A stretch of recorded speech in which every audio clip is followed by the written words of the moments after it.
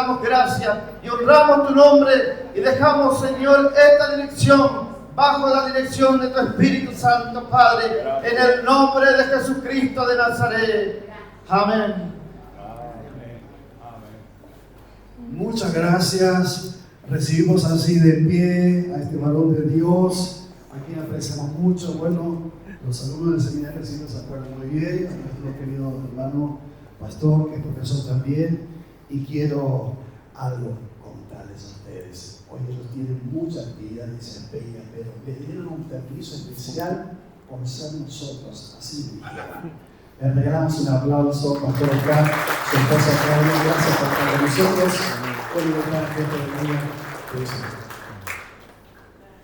Dios les bendiga. Tome su asiento, por favor.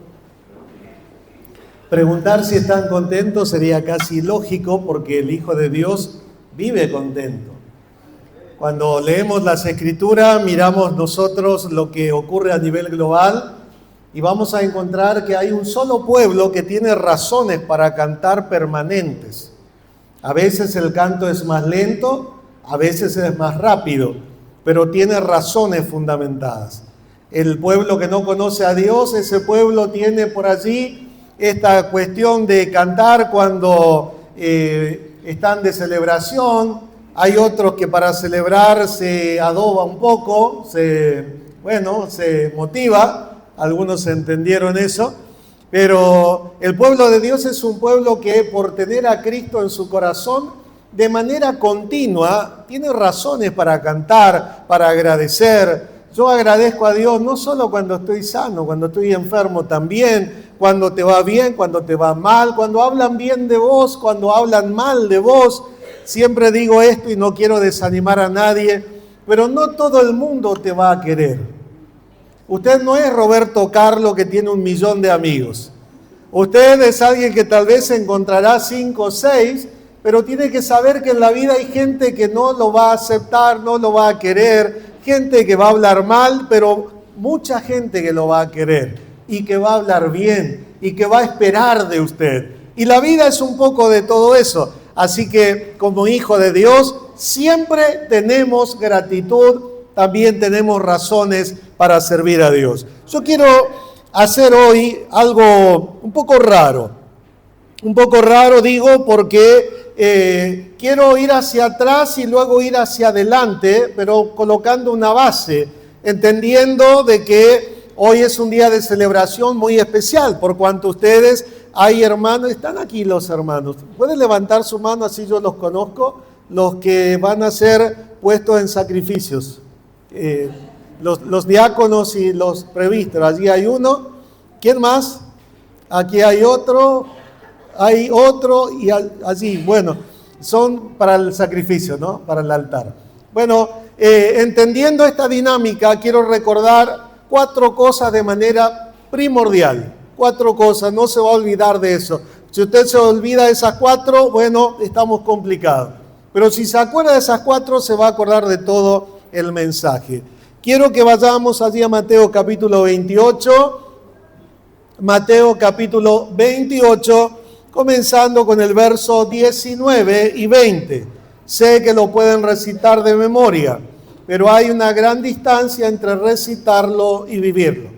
Ahora bien, por tanto, id y haced discípulos a todas las naciones, bautizándolos en el nombre del Padre y del Hijo y del Espíritu Santo, enseñándoles que guarden todas las cosas que os he mandado, y aquí yo estoy con vosotros todos los días hasta el fin del mundo. Amén. Estaría bueno aquellos que tienen Biblia, papel, que puedan con un resaltador allí marcar esa expresión todos los días. Porque allí está el gran problema del cristiano emocionalista, que hay días que se siente solo y cree que está solo. No hay posibilidad alguna de que eso ocurra. El Señor dijo que estaría todos los días. Y eso no se discute. Y eso no cambia. Ahora bien, antes de entrar al tema en cuestión, sé que usted, perdón si no se mueven un poquito. Antes de entrar en el tema, es importante hacer una lectura general del estado espiritual de la cristiandad a nivel global. Si hacemos un paneo general, y a mí que me gusta un poco el tema de las misiones y ver cómo marchan otras iglesias en otros países por allí, mucho más avanzados que el nuestro, vamos a encontrar de que hay una gran apatía a la búsqueda personal de Dios.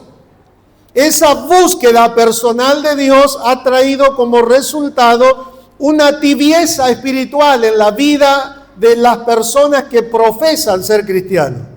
Y eso nos lleva a este dilema.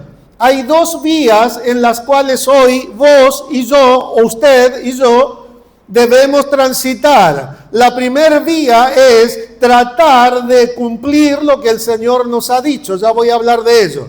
En segundo lugar, ser instrumentos en la mano de Dios para que aquellos que están tibios, que son tus hermanos, mis hermanos, puedan adquirir el calor, el fuego del Espíritu Santo en sus vidas. Cuando eso ocurre, los graves problemas que suele haber dentro de cualquier congregación, que son disparadores de problemas individuales, entonces va a ser solucionado. Y los cristianos van a tener como regla de vida tener una vida victoriosa. Hay personas que tienen victoria solamente una vez al mes, cuando cobra el sueldo. Entonces allí la alegría dura lo que dura el sueldo, 4 días, 5. Al 7º día está cantando, fortaléceme Señor, porque estoy desconsolado. Ya la fe me abandonó y hoy estoy desesperado. Pero si 7 días atrás estaba en victoria. ¿Qué pasó? Es que se olvidó de que la vida cristiana es mucho más que lo que normalmente nosotros la vemos y la hemos transformado porque hemos sido partícipes, activos o pasivos, pero hemos sido parte del tema. Aquí, volviendo a Mateo 28, observe solamente 3 cosas para remarcar aquí. En primer lugar, la visión de Dios. La visión de Dios es un mundo que se cae a pedazos desde Génesis capítulo 4. No es de hoy, no es de ayer, no es culpa de un gobierno, es culpa del pecado que ingresó y se posesionó del corazón del hombre que voluntariamente decidió pecar. Nadie le obliga a usted a pecar, uno solo peca de propia voluntad.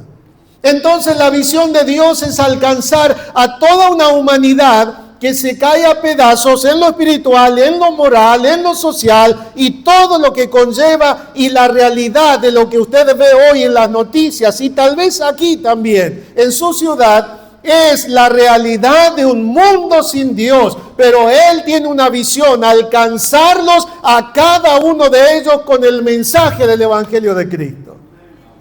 Como nunca antes, nosotros observamos que esta humanidad necesita de Cristo. Dios ve que esta humanidad necesita de Cristo. Los campos están maduros, pero sin embargo no hay quien vaya a recogerlo. Hoy, como nunca antes, evangelizar es fácil. Es tan fácil, hermano, que a veces hasta uno se irrita cuando encuentra a cristiano que pasa días y días y no evangeliza a nadie. La gente te pide que tú le evangelices. La gente te abre puertas. Usted no las ve a veces. ¿Cómo? Pongo un ejemplo simple. Ay, no sé qué hacer, no doy más, mi vida es un caos, todo me va mal, fabrico sombreros, la gente nace sin cabeza. Y ahí va, ¿no? ¿Qué está diciendo esa señora o ese señor? Que necesita una respuesta a ese problema que no tiene solución. Está diciéndote a vos que tenés a Cristo, que le compartas el mensaje del Evangelio, porque ya agotó todos sus recursos, ahora no tiene nada más, pero usted tiene a Cristo en su corazón. ¿Cuánto entienden esto?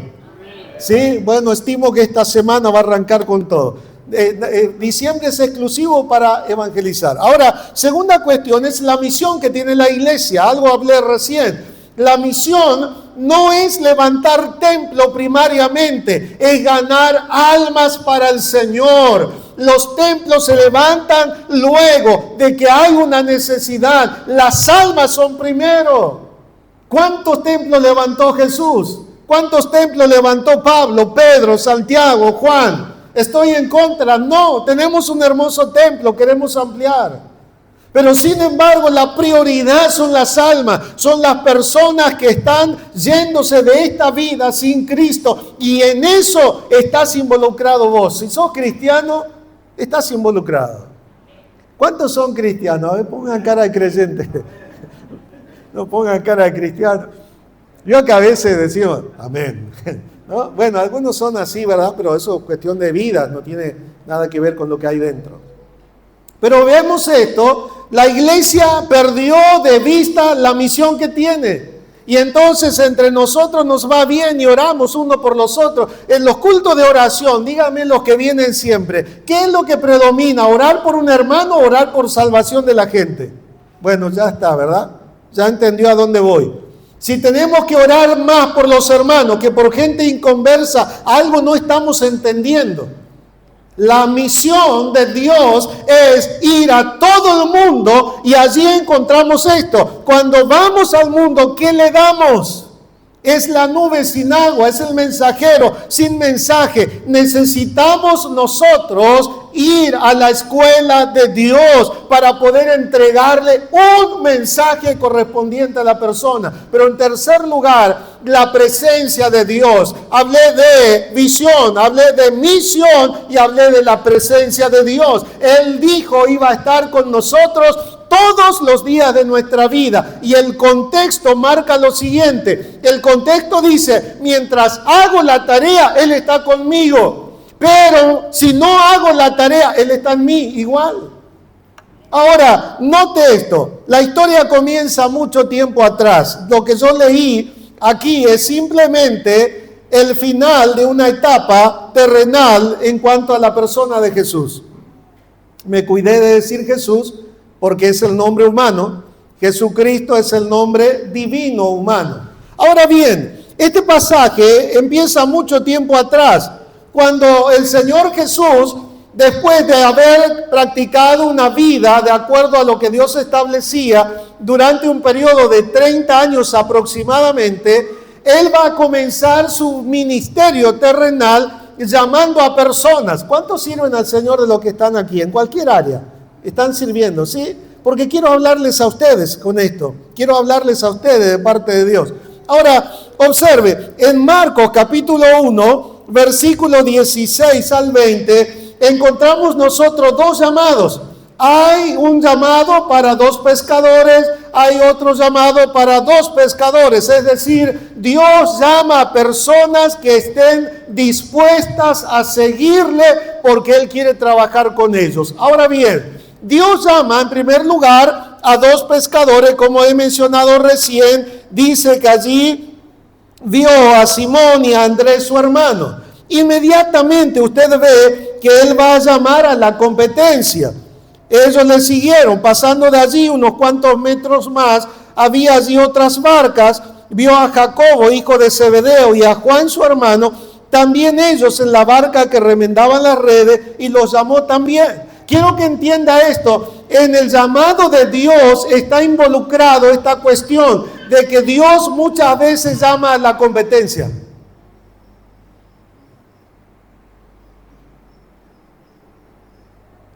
Queremos servir a Dios y queremos que todos piensen igual que yo. Aquí hay personas totalmente diferentes. Por un lado, usted lo leyó conmigo, está Jacobo y está Zebedeo. Por otro está Simón y Andrés. Característica diferente, empresa diferente. Es como que Jesús llamara al dueño de Coca-Cola y al de Pepsi. Porque cada uno tenía su empresa. Siempre es cuestión de trabajar en equipo y Dios quería que esto lo aprendan de entrada. Esto no es cuando ya van a ser parte de un ministerio. El cristiano debe saber que somos parte de un cuerpo donde tenemos una visión, una misión, la presencia hermanos, para hacer la tarea. Y durante esta tarea nosotros vamos a encontrarnos con que también está la competencia, está aquel que viene de otra cosa. Y que de repente a veces decís, no, este canta más lindo que yo. ¿Y cuál es el problema?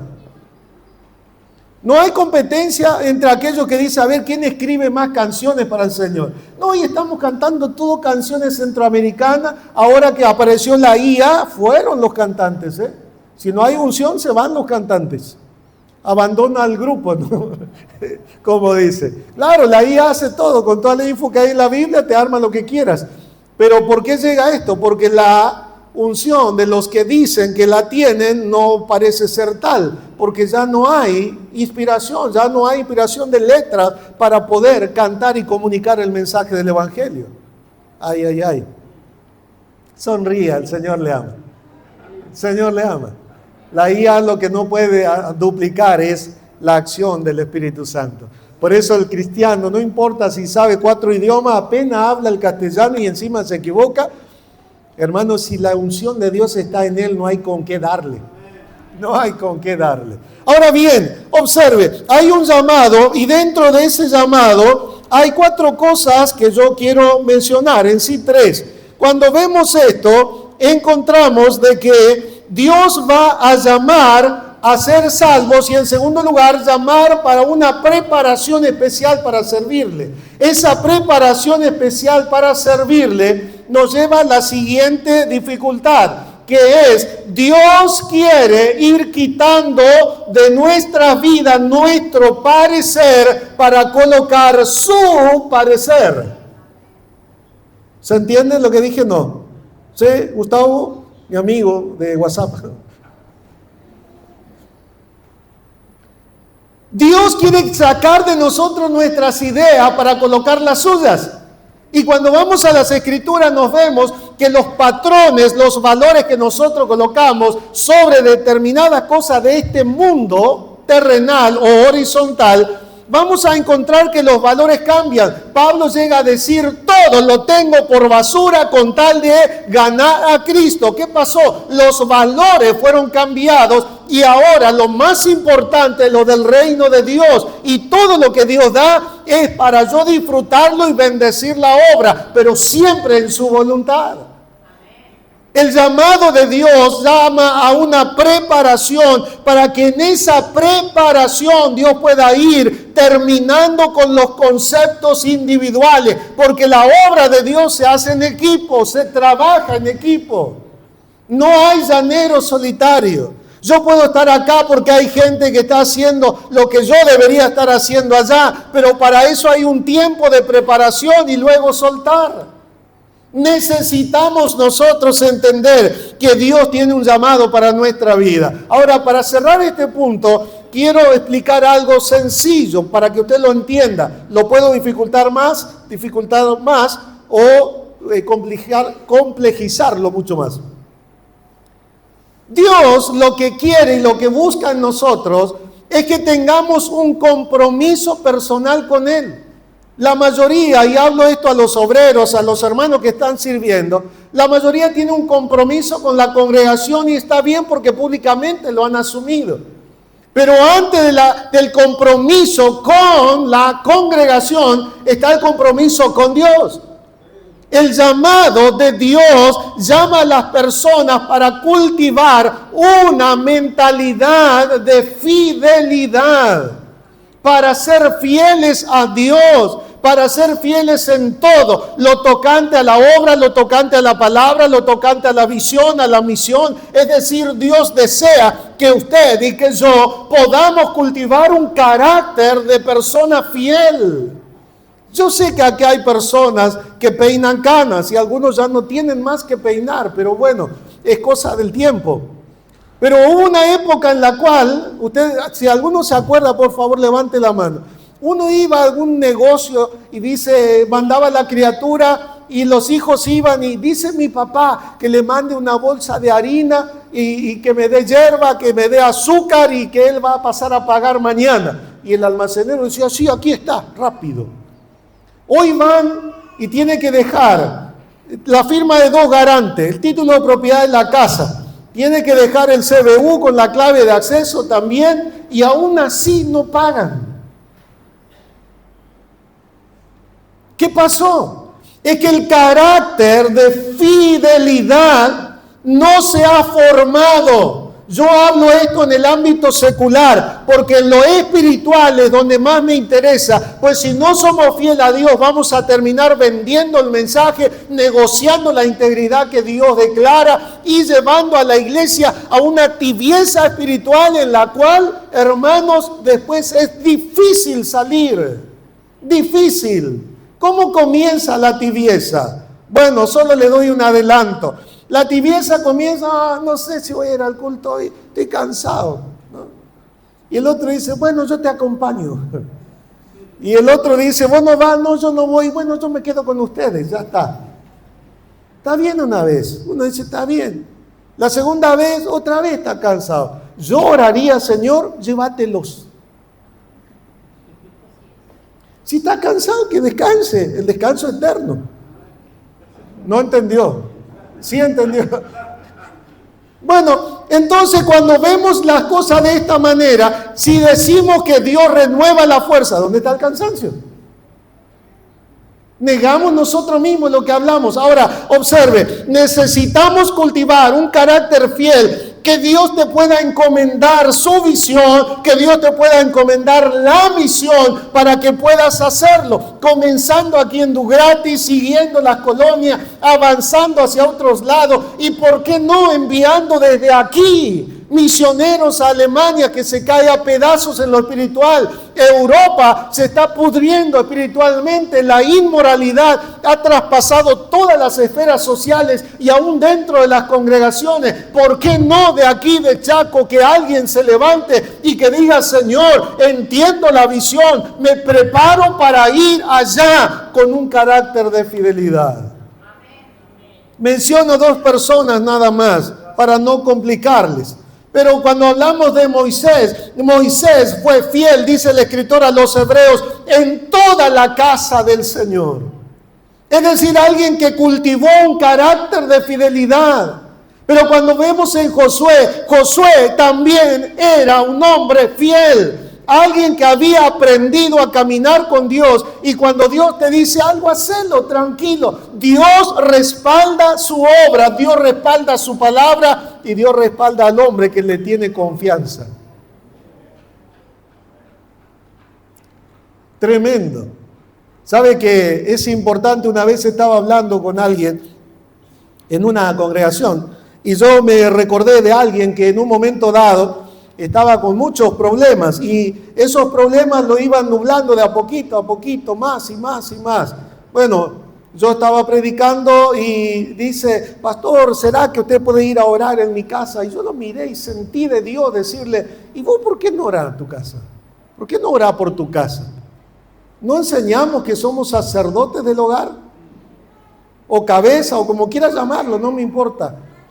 No decimos eso. Ahora, si decimos eso, ¿por qué no te parás en la puerta y orás? ¿Por qué no te parás allí en tu casa, en el living, donde sea, y orás? Y si hay que reprender algo, pues hacerlo. No lo haces en nombre del pastor Rubén ni de ninguno de los siervos de Dios. Lo haces en el nombre de Jesús y Él responde, respalda y actúa con poder. ¿Cuántos creen esto?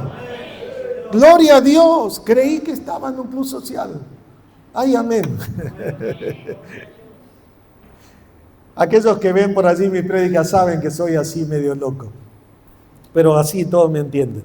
Ahora, somos personas llamadas que tenemos que cultivar una característica, un carácter de fidelidad, pero en tercer lugar debemos nosotros llenarnos de palabra de Dios. Si hay algo, la ciencia lo comprueba, de que la persona que está muy, pero muy metida y absorbida por todos los avances tecnológicos, la persona tiene menor capacidad de concentración que alguien que todavía sigue educándose a la antigua. Y no estoy queriendo volver al siglo XV, no, porque mi tarea es lo espiritual. Y hay personas que para agarrar y buscar un devocional consultan a la IA. Predicadores que le están pidiendo mensajes a la IA. Inteligencia artificial, por allí algunos no entienden y no tiene por qué entenderlo. Yo lo di por eso, pero lo explico. Artificiales. Y entonces, ¿a dónde llega eso? Pues no llega lejos. Es como que a usted lo inviten a una gran celebración y le dé chisito de comer. ¿Cuántos volverían satisfechos? No, vuelven mordiendo el cordón del asfalto más o menos. Claro, nosotros chisitos, gente grande, no. Ahora, observemos esto. Nosotros debemos nutrirnos de la palabra de Dios. Yo estoy usando como referencia, bueno, podemos usar mucho toda la Biblia. ¿Por qué? Porque la Biblia arranca con palabras. Dios le habla a Adán y Adán tiene que hacer. Luego Dios le habla a Adán y le dice cómo debe actuar. Luego Dios le habla a la humanidad a través de la conciencia y las cosas creadas. Dios siempre habla y el hombre debe guardar en su corazón la palabra. Josué era alguien que tenía palabra de Dios adentro. ¿Y qué le dice Dios? Le dice, tenés que meditar en ella. Es decir, carburar, dar vuelta, rebobinar las cosas, pensar continuamente. Eso mantendrá tu mente más sana para que pueda ser útil en el momento de Dios. Pero no solamente menciono ello, sino que también los discípulos del Señor, ellos fueron llenos de palabra. 3 años fueron enseñados de una manera personalizada para que ellos no digan o no puedan hablar que dijo fulano de, sino que lo escucharan de primera mano. Si yo preguntara, ¿cuántas veces Dios te habló a vos de manera personal? ¿Habrá muchos a quienes Dios les habla todos los días? Usted sabe que Dios sí habla todos los días. El mismo texto que lo sabés de memoria, te levantás esa mañana y te taladra la cabeza y te taladra la cabeza hasta que encontrás algo que nunca lo viste. Ese es Dios que te está mostrando algo que pasaste por alto. La palabra de Dios dentro del corazón. Ahora bien, mencioné el llamado, mencioné la fidelidad, mencioné también referente a la palabra de Dios morando en el corazón de ellos, pero quiero mencionar un poco de lo que es la energía del creyente. Usted lo tiene allí, el pasaje es muy clave, pero yo voy a hacer una síntesis del Nuevo Testamento en no más de 8 minutos. Ahora, Hechos 1:8 menciona lo siguiente: el Espíritu Santo vendrá. Quiero que siga por favor el pensamiento.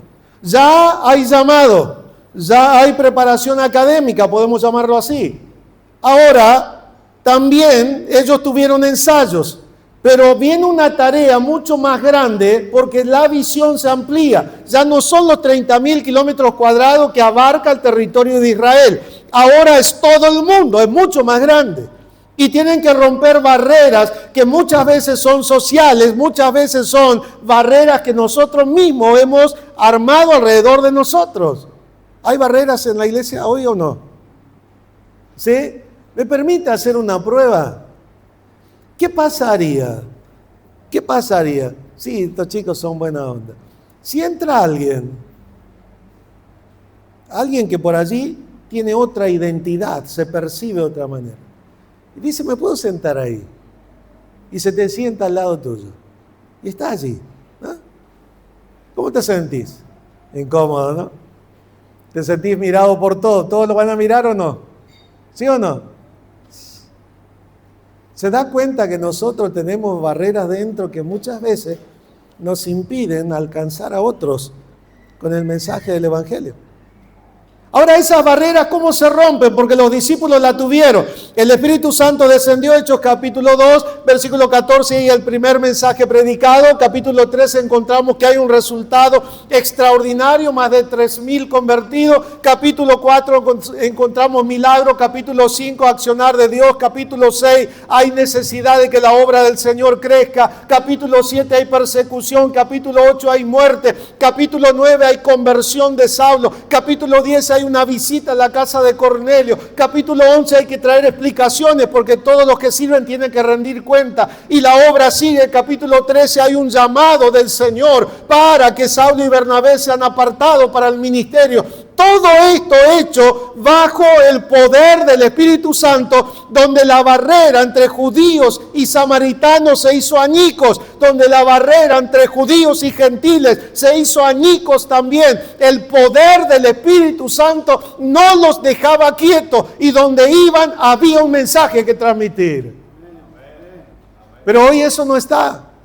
Hoy eso no está. Yo les hago un desafío, tal vez soy muy osado en esto, perdón pastor, perdón que lo haga. Tal vez soy muy osado. Pero ¿qué pasa si cada uno de ustedes gana a una persona para Cristo en el año que viene? En diciembre del año que viene usted no tiene lugar para esa gente acá adentro, tiene que tirar todo esto. Y ahí va a aparecer, no, porque esa ventana la compré yo, no, porque esa chapa, los clavos son míos, yo los compré. Y empiezan dificultades que en otras congregaciones de pastores amigos aparecieron. ¿Por qué razón? Porque estaban muy cómodos. Pero la visión sigue, la misión sigue y el poder está disponible. Pero ¿sabe qué? No lo usamos. Pero sí usamos otra cosa. Alguien le deposita en su caja, en su cuenta, $1,000,000. Al toque está mirando Temu a ver qué puede comprar barato. Algunos entendieron. No está mirando a ver qué puede cambiar. Y está bien que quiera hacerlo. Pero hermanos, rápido quiere usarlo. Pero sin embargo el poder del Espíritu Santo en nuestra vida no lo estamos usando. Porque usted va a ver cómo se accionó primero, obedeciendo a Dios. ¿En qué? ¿Cuál era la prioridad? La visión y la misión. Y el resto Dios suplía. Todo el libro de Hechos va en esa dirección. Personas que habían sido llamadas, personas que cultivaron un carácter de fidelidad, personas que tenían palabra en el corazón. Y en cuarto lugar, el poder del Espíritu Santo cada día fluyendo en sus vidas con intensidad. La gente no le va a entender a usted cuando eso pase.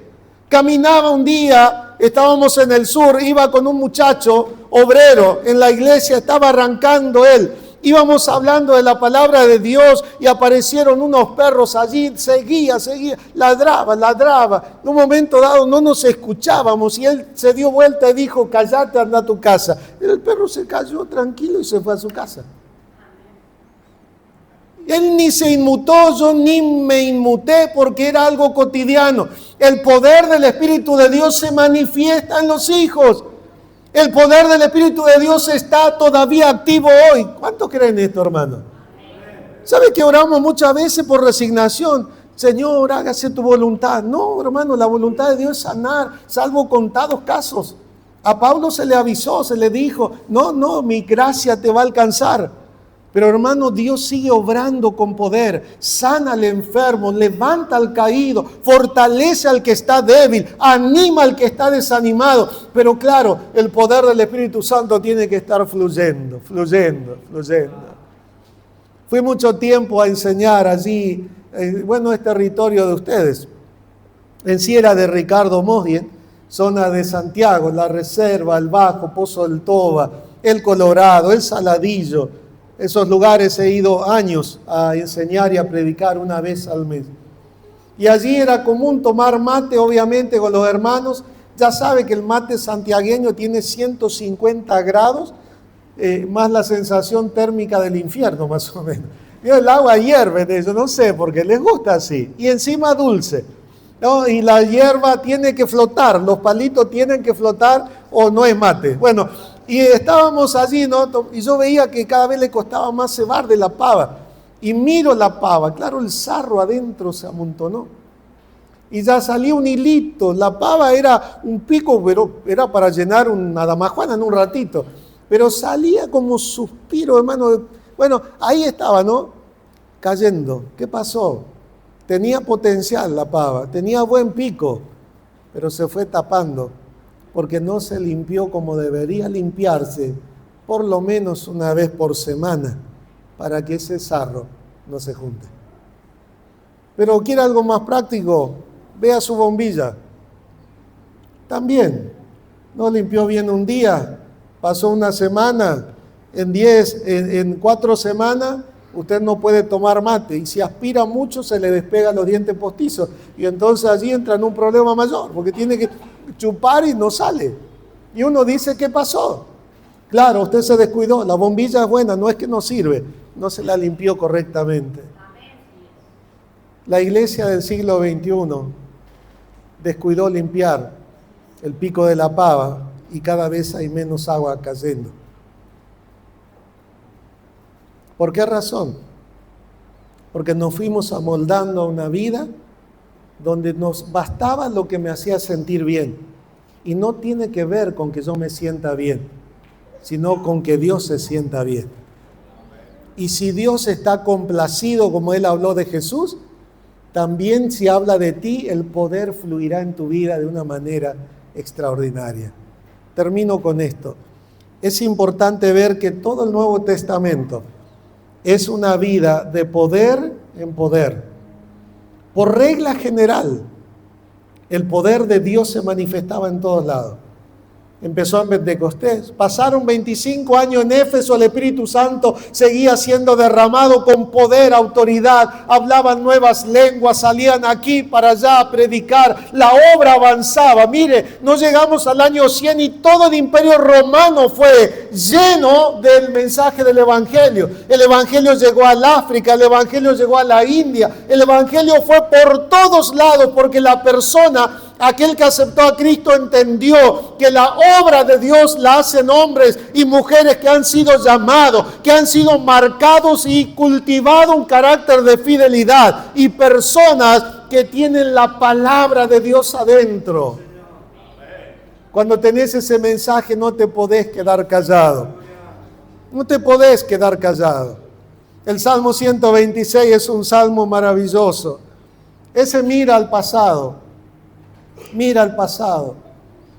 Ese salmo mira a aquellos que estaban cautivos y había personas que recibieron el mensaje del rey diciéndoles, si quieren volver a su país, pueden hacerlo. Si quieren volver a levantar la ciudad, pueden hacerlo. El que quiere puede ir y el que no quiere ir, ayúdenle por lo menos. Denle para que tenga para edificar la ciudad de Dios, el templo, el sacrificio. Y ellos volvieron. Y los mensajeros reales dicen que recorrieron todo el territorio, todas las veras de lo que era el río Éufrates, el río Tigris, toda esa zona donde antes había arpas colgadas, ahora descolgaban las arpas para ir otra vez a la casa de Dios. ¿Qué pasó? Hubo mensajeros que tenían mensaje. Hubo autoridad delegada, el rey le delegó autoridad. Y había personas que necesitaban oír ese mensaje. Ellos llegaron, dieron el mensaje y hubo mucha gente que dijo que sí. Ese mismo mensaje está en tu vida. Ese mismo mensaje está en tu corazón, pero lo tenés frenado adentro, no te animás. Hablo a los obreros. Ustedes son los responsables de inspirar y guiar a los demás. De molestar. Habla a los padres, aquellos que tienen hijos, que son creyentes. Hijo, el sueño mío cuando tu madre estaba embarazada era que vos seas un siervo de Dios. Avivar aquellas cosas que tal vez ya no lo decís y que fueron olvidándose. Porque hay muchas cosas para tapar la voz de Dios. Necesitamos volver al Señor. La iglesia de Laodicea, una iglesia tibia. Dije que iba a hacer un breve reconto del Nuevo Testamento. La iglesia de Laodicea está en el libro de Hechos. Esa iglesia es una iglesia que llega a una tibieza espiritual porque ellos descuidaron su vida interior. ¿Cómo está tu vida por dentro? Si yo miro por fuera, están todos lindos. Algunos hasta se han peinado, se nota, han ido a peinarse bien. Pero ¿cómo estás por dentro? Podemos nosotros hacer de todo estando por dentro mal. Y no hablo de pecados amontonados, hablo de tristezas contenidas, hablo de dolor, hablo de angustia, hablo de quebrantos que no lo has sabido dejar en la mano de Dios. Y en algunos casos tal vez vivís escondiendo algo que Dios no aprueba y eso va apagando al Espíritu Santo. ¿Qué debo hacer, pastor? Hay que simplemente sacar la basura. Simplemente hay que quitar la carga. Simplemente hay que ir al lugar correcto. A mí no, al pastor tampoco. A Dios, que es el que perdona pecados, el que levanta, el que restaura, el que limpia. Inclina tu rostro, por favor. Señor, gracias. 4 cosas, Señor, que es importante que nosotros sepamos y nunca olvidemos. Les he hablado en esta noche. Todos han oído, Señor, atentos. Oyeron del llamado, oyeron de la fidelidad, un carácter fiel. Oyeron de la palabra morando en el corazón. Oyeron también del poder que tú has derramado. Señor, es tiempo de romper la apatía. Es tiempo de volver, Señor, a los primeros siglos, de volver los pasos atrás. Es tiempo de mirar la iglesia primitiva, cómo funcionaba. Es tiempo, Señor, de levantar otra vez la mirada al cielo, para allí comenzar otra vez, Señor, el sendero de restauración. No queremos ser metálicos, no queremos ser, Señor, funcionales por inercia. Queremos la sinergia de tu Espíritu, Señor. En esta hora yo te ruego que cada uno de mis hermanos, los obreros de hoy, los obreros de mañana, Señor, puedan ser llenos de tu presencia. Así como estamos, yo quiero que allí donde estás levantes tu mano. Yo quiero orar por vos. Si sos alguien a quien la vida espiritual se le ha ido acabando, apagando de a poco, no te diste cuenta. Yo quiero orar por vos. Levanta tu mano allí.